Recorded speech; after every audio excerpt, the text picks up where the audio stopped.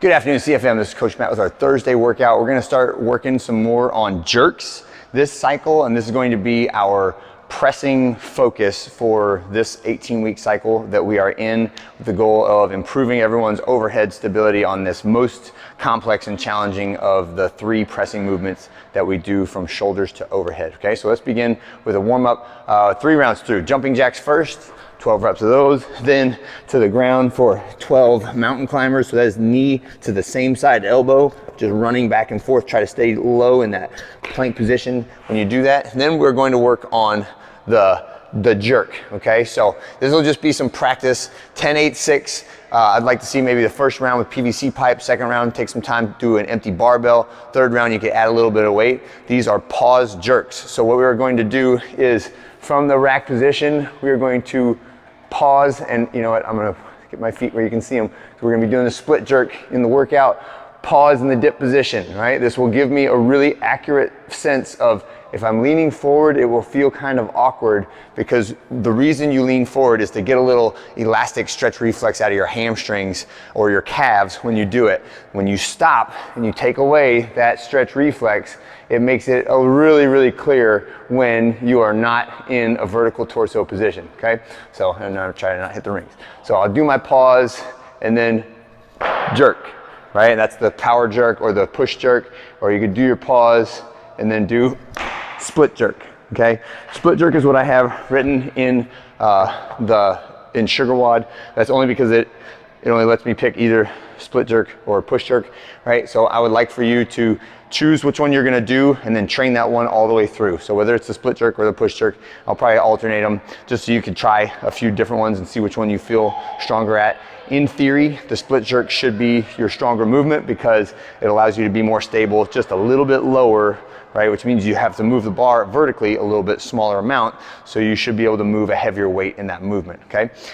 Then we're going to go into some heel toe rocks, right? 8 reps of those. This is just some general body prep, and then some big leg swings. If you want to hold on to something to get a really big leg swing out of it, that is great. I just want to make sure that we have the calves, ankles, Achilles, and the hamstrings warmed up before we do the little sprints at the end, okay?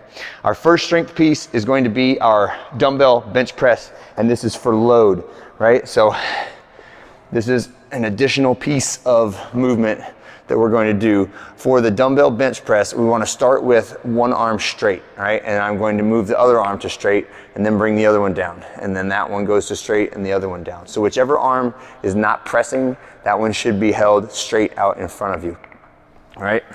All right, so those are our 2 strength movements for today. I'm sorry, I think I said that wrong.